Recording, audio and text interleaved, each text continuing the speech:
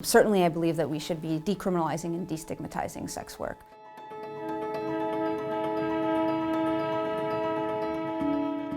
As a queer Latina, I am very much so aware of the fact that those that are disproportionately affected by the criminalization of sex work are trans folks of color. Many times it's because of exposure to discrimination, whether it be in areas of housing, healthcare, or employment. Beyond that, what we know is that when you criminalize sex work, you are making it so that it is more unsafe and you can't really target sex trafficking.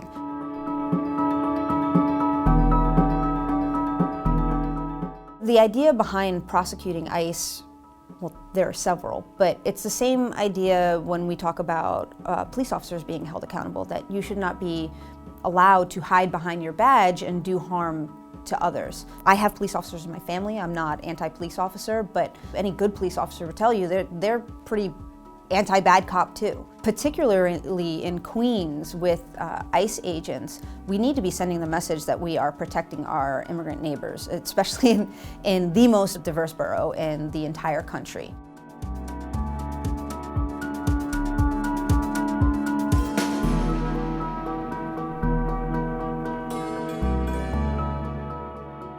There's this idea that the DA's office, they're there to prosecute and punish, but really in actuality what the DA's office should be pursuing is justice, a fair implementation of the law, and the idea that we're here to stop harm and make our community safer. Certainly that doesn't always involve essentially throwing people in cages and throwing away the key.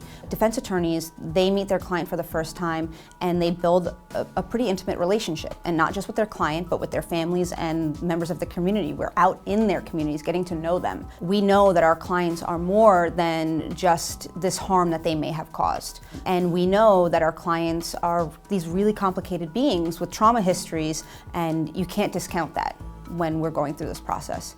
So I think it's really important for district attorneys to be not just living in the borough that they're working in, but making regular trips into the communities to meet people where they're at and learn about the things that they're experiencing. And even beyond that, again, it's a way to increase public safety, because when you build these relationships, you're providing an opportunity to show the community, hey, this is a safe place for you to come for help. When we change the metrics of success to how do we reduce recidivism? How do we decarcerate our city? How do we apply the law fairly across racial and class lines? You start having a greater, more just effect. And when you change those metrics, now you're not going after the low-hanging fruit, right? There's no incentive for it. You're rebuilding the fractured trust with the very people that you need to make those convictions, those prosecutions against folks that are causing widespread harm. You are able to reallocate your resources to what we talk about as the 6% of people committing 60% of the crime.